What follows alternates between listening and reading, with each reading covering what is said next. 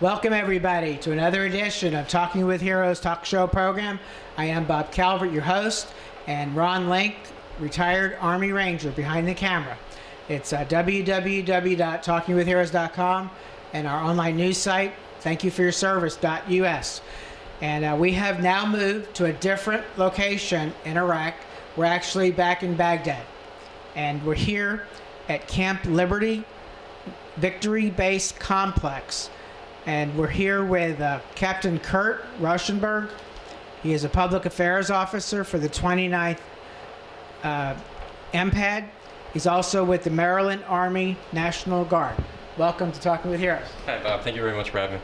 Thank you. First, I want to say thank you for helping us so much when we first got here and getting us on down to Camp Echo and Kalsu and all that. Absolutely. We were excited to have you here to give an opportunity to talk to our soldiers and be able to experience what we see on a daily basis, so not a problem at all. Okay. It's our pleasure.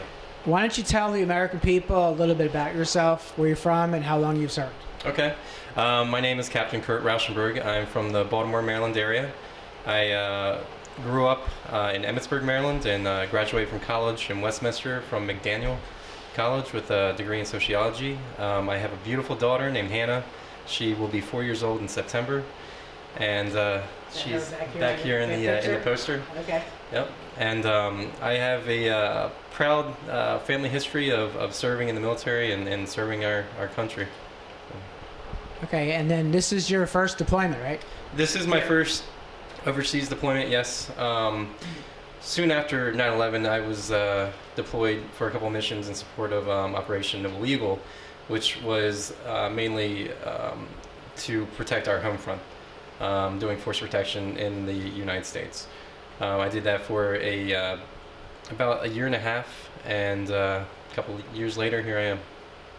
The National Guard, that's a lot of what you all have done historically. Of course, now most of the National Guard have been deployed a lot too. Absolutely. The National Guard has taken a pivotal role in overseas contingency operations. And the National Guard has supported all services across the board 100% professionally and to a great standard. Okay. Mainly the National Guard, each state has them. It's to take care of things happening in that state. That may be natural catastrophe or something like that, right? That's actually what's unique about the National Guard is they're dual mission. They serve the states as well as the federal government.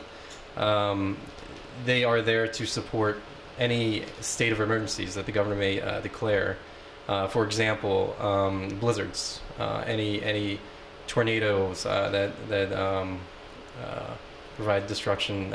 We are there to support, to rebuild, provide aid and relief, as well as serve overseas in support of our country. Captain, if you could share a little bit with the American people about your deployment here, talk about the progress you've seen, and just share a little bit about that.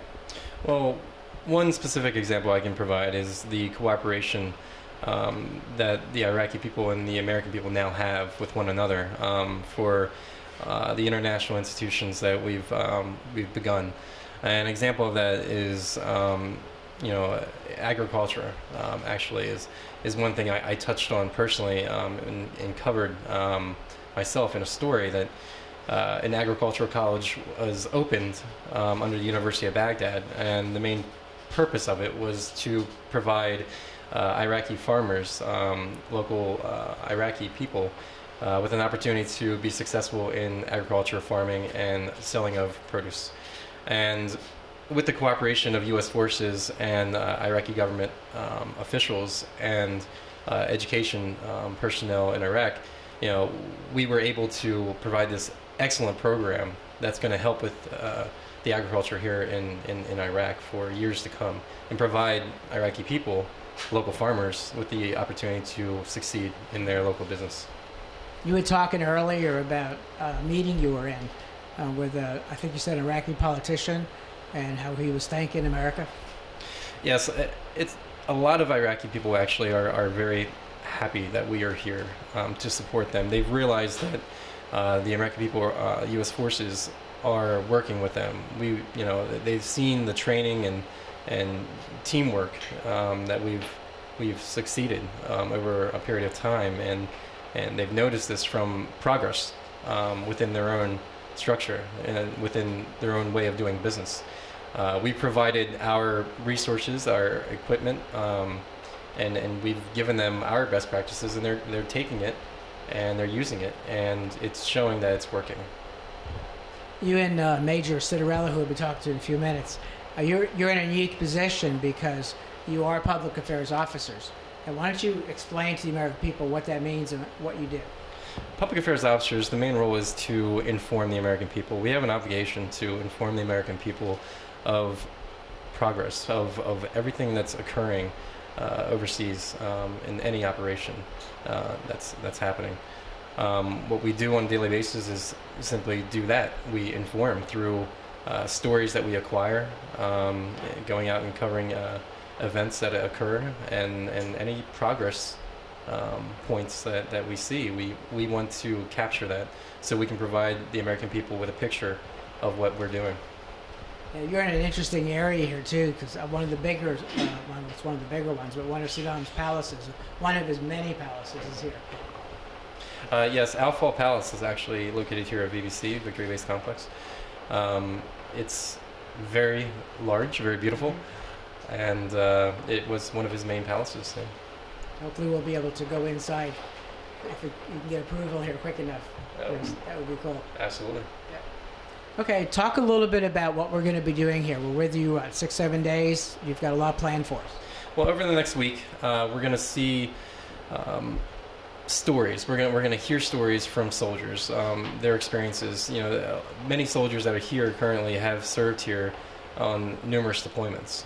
This may be a 3rd, 4th, or even 5th in some cases deployment for some of the soldiers here. So it's important to get their stories out to the people as well, so that they can understand better and have a clear picture of what they went through and what we're doing now. We're also going to provide a picture of how we're providing stability operations, security, how we're protecting not only ourselves here, but how we're protecting the Iraqi people as well. We're also going to another city too, right? That's correct. We'll be going to Ramadi, al-Ramadi. Mm-hmm. Okay, I've never been there before, so I was glad to hear that. Okay. What about care packages? Do you see that coming in here in your office, or do you hear about them with the other troops? We actually get several care packages all the time. Okay. They're mailed to us from Boy Scouts, Girl Scouts, Cub Scouts, Brownies, high schools, middle schools, yeah, all different types of organizations send us care packages, and we are extremely grateful and thankful to be given these packages from these people, and couldn't thank them enough. Sure. I noticed behind us here you have some pictures or letters on big, almost poster board type paper from children back home. Is it from Maryland or just children? Places? Yeah, it's from children from local middle schools. They get together and they provide pictures, just thank you notes and letters and anything they can do to show their support, and it's very special to us when we receive them. Okay, well, we're looking forward to getting out and talking with the people that you've arranged for us to talk to. We appreciate that.